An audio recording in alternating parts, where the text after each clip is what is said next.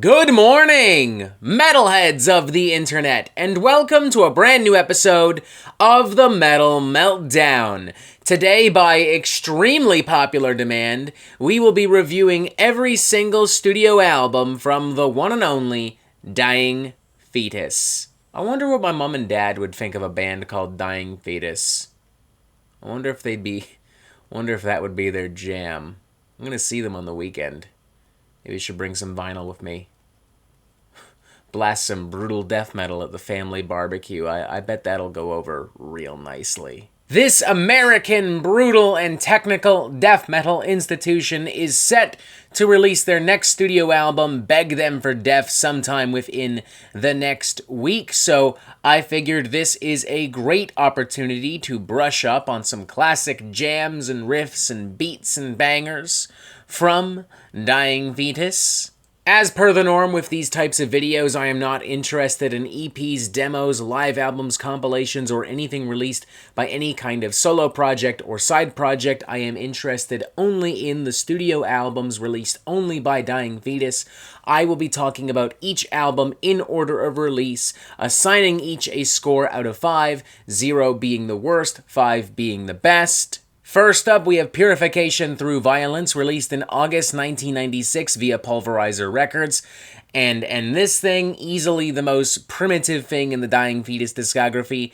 It's ugly, it's gross, it sounds kind of fucked up, it's objectively kind of ugly. But I mean that in like a really nice, endearing sort of way. Like, it's ugly and gross and fucked up in the way that Reek of Putrefaction from Carcass, or in the way that gore metal from Exhumed is ugly, gross, and fucked up. You know, you have these gurgling vocals, which just quite literally sounds like somebody's fucking bowels rumbling up a storm. You have these muddy, churning guitar tones, everything is caked in fucking mold. You have this, like, paper thin snare, and there's a lot of intensity and force, and it just kind of comes at you. I mean, for God's sakes, the album opens with what can only really be described as a choir of people vomiting. That's sure as hell what it sounds like, at least. To be entirely fair, this thing is probably better produced than Reek of Putrefaction or gore metal, but it does still kind of exist within that same realm. And I kind of really like it for that reason, you know? This album feels like a time capsule of everything fucking weird and strange about, like, that mid-90s brutal death metal scene. A lot of these riffs still go crazy, super duper stupid fucking hard. I would say that Dying Fetus had maybe just a little bit more like death grind and grindcore influence in their early years, and that combined with some of the more technical riffery just makes this thing an absolute fucking beast. Like skull fucked, beaten into submission, blunt force trauma, they're all stupid fucking gnarly. Always really like the cover of Scum from Napalm Death closing out the record as well. This is just like the most rude, crude, primitive, ooga booga, brutal death metal shit. I kind of dig it. I'm kind of having fun with this. I'm feeling a 3.5 out of 5. I mean, we could sit here and we could analyze like, oh, well, this song meant this. And, oh, I can see conceptually and politically and religiously what they were trying to communicate here.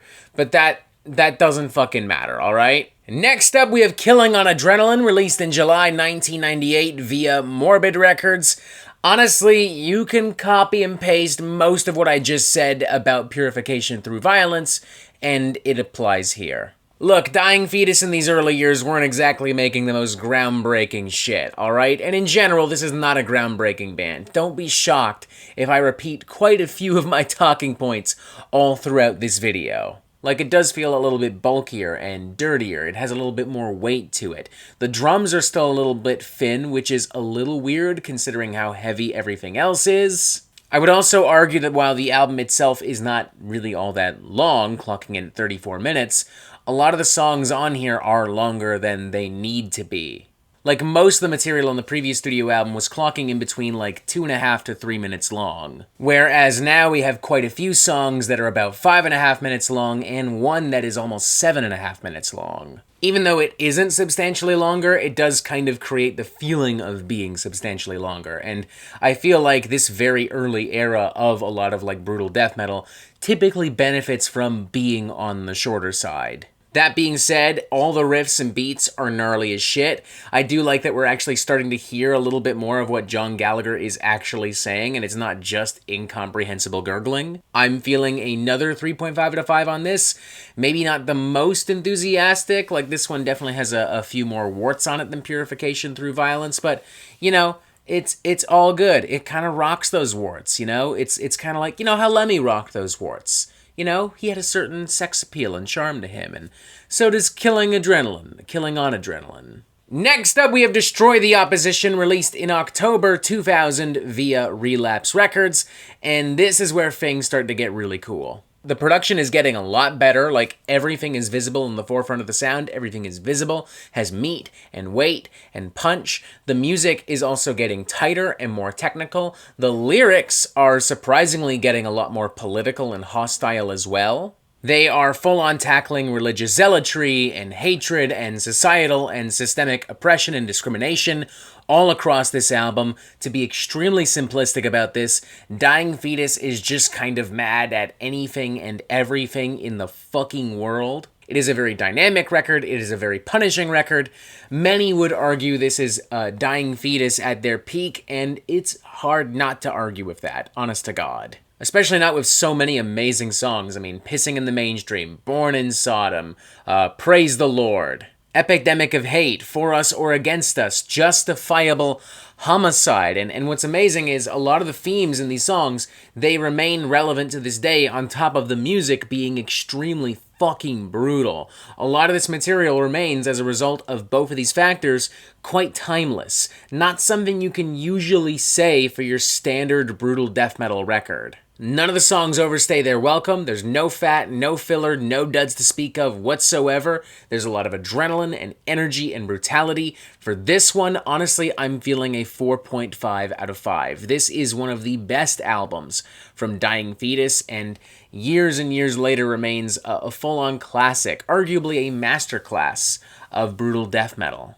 Next up, we have Stop at Nothing, released in May 2006 via Relapse Records. Fun fact, right after the release of Destroy the Opposition, literally everyone in Dying Fetus, except for John Gallagher, left the fucking band. This makes the title Stop at Nothing all the more fascinating to me, because John really didn't. He got his shit together quick, got a brand new lineup together quick.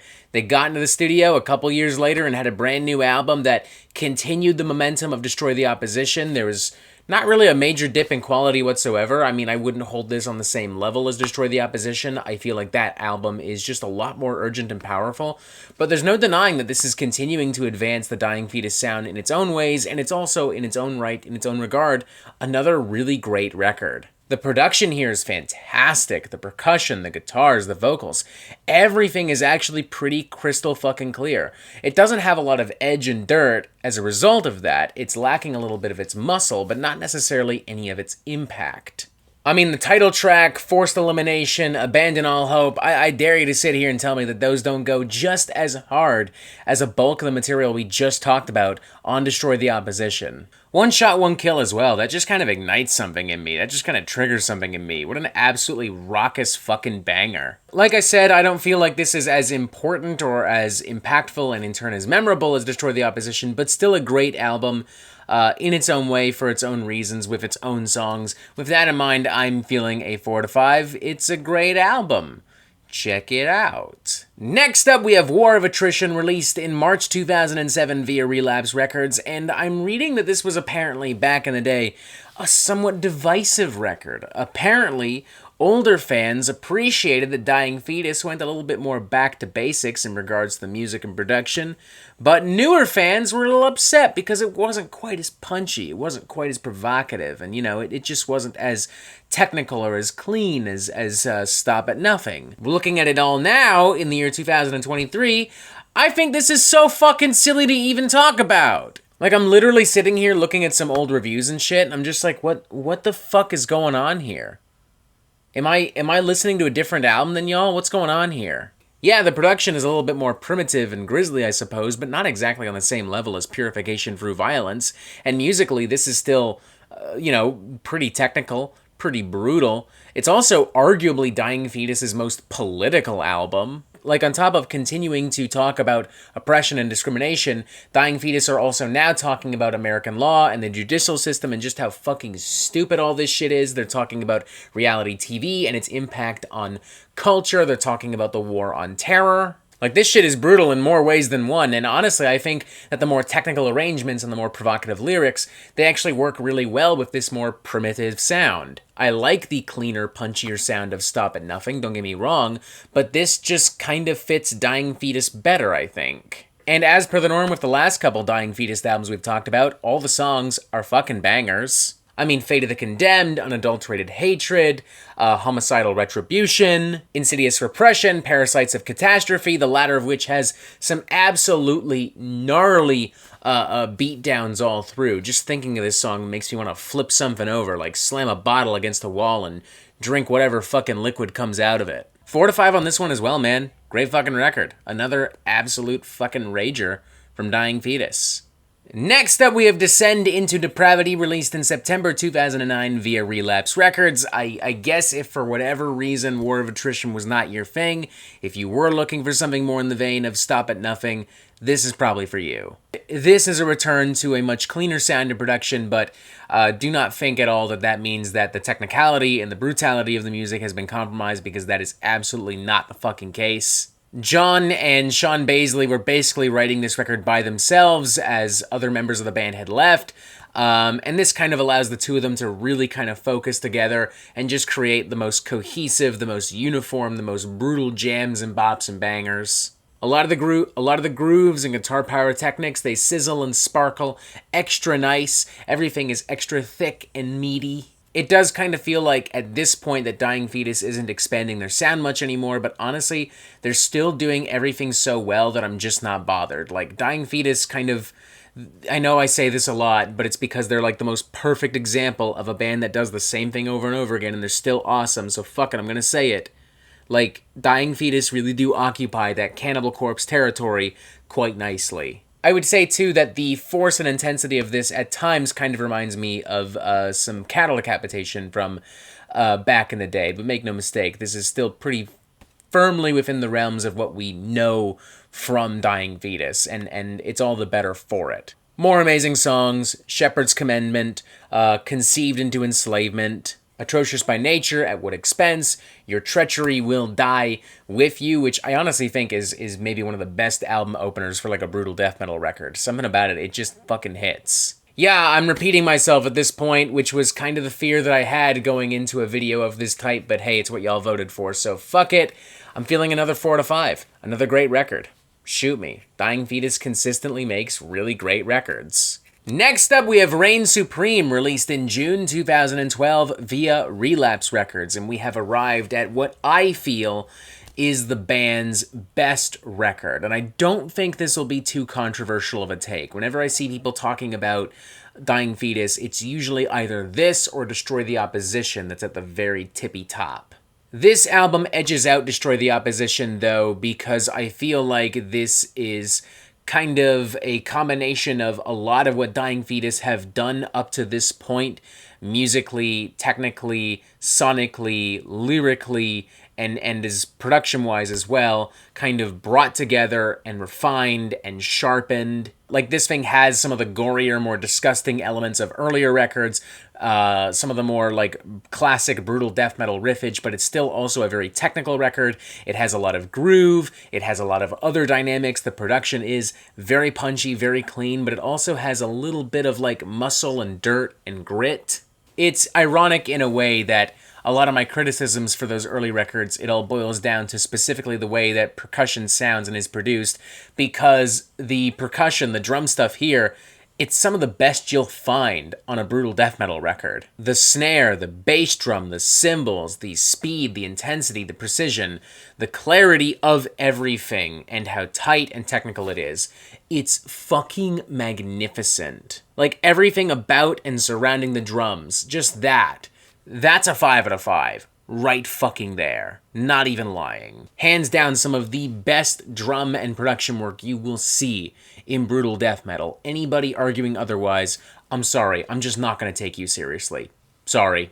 And this is before we even get to the music. Holy shit, the guitar work, the vocals, everything is varied, everything is dynamic. You have all of these different riffs and grooves and passages and pyrotechnics. You'll have these sweeping guitar leads, then you'll have these classic death metal riffs, then you'll have these like 90s death grind, brutal death metal kind of beatdowns and assaults. Then you'll have these totally groove-laden and ballsy barrages, and John's vocals are great, and Sean's vocals and even his bass stuff is great. Everything is just fan-fucking-tastic. This doesn't have the political weight or urgency of some other records, but you know what? I don't think I care. I'd say Revisionist Past does have a little bit of that political underbite to it still, and I would also say that in a way this remains a very relevant and poignant cut to this day. Plus, musically, I love how slow this is. I like some of the more epic and dramatic guitar work here, and the absolutely, like, non-stop, uncompromising double bass shit here. Yeah, this is a 4.5 out of 5. My favorite Dying Fetus record, their best record,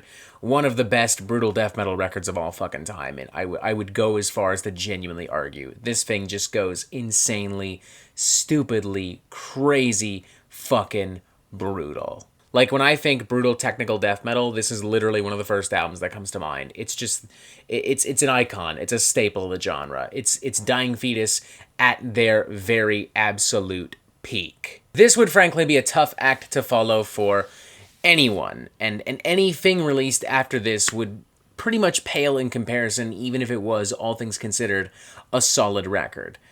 Which unfortunately brings us to Wrong One to Fuck With. Released back in June 2017 via Relapse Records, I remember there was a lot of hype and buzz surrounding this record. It was probably one of the most anticipated death metal records of that year, I would say.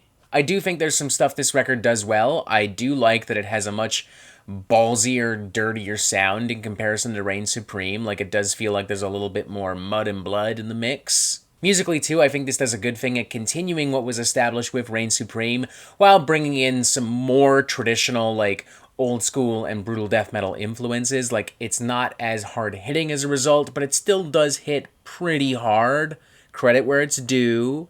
In the process, though, I feel like we've dumbed things down a little bit. Like, this thing isn't as intelligent or as provocative as other Dying Fetus records.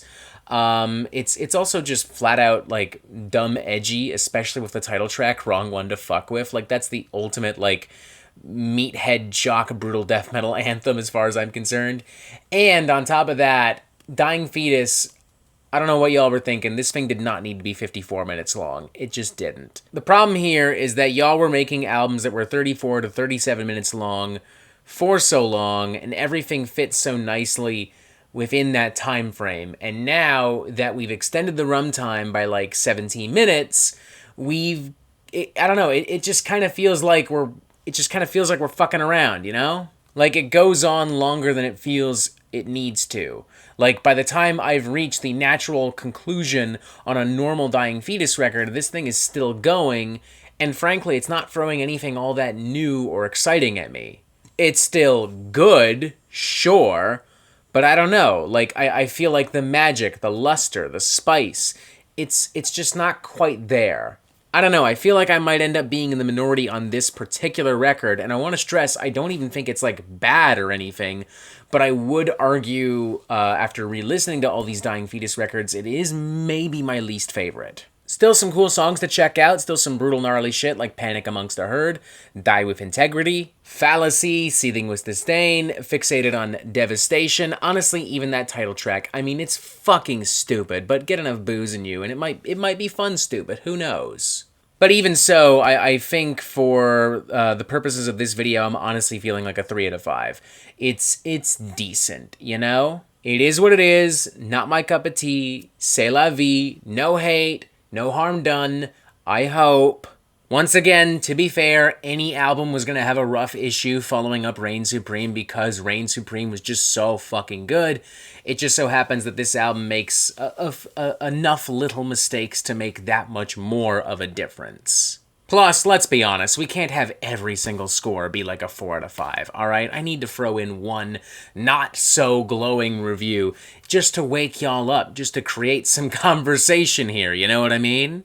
So there you have it, reviewing every Dying Fetus album. Now it's your turn to tell me what's your favorite album from this band. What's your least favorite album from this band? How would you rank everything in their discography? Did I get it super right? Did I get it super wrong? What are your thoughts on the upcoming record so far? Do you like the singles you've heard so far? I do. It should be pretty cool. Let's talk about it. Press this button to subscribe so you get updates on the Metal Meltdown fucking immediately. Make sure you head over to the community tab of this channel, scroll down, and finally, let's bring an end to the reviewing every Bring Me the Horizon album poll tie, please. You already know what I'm talking about, so don't play fucking stupid with me. Get over there. And as always, you have yourself a fantastic fucking day.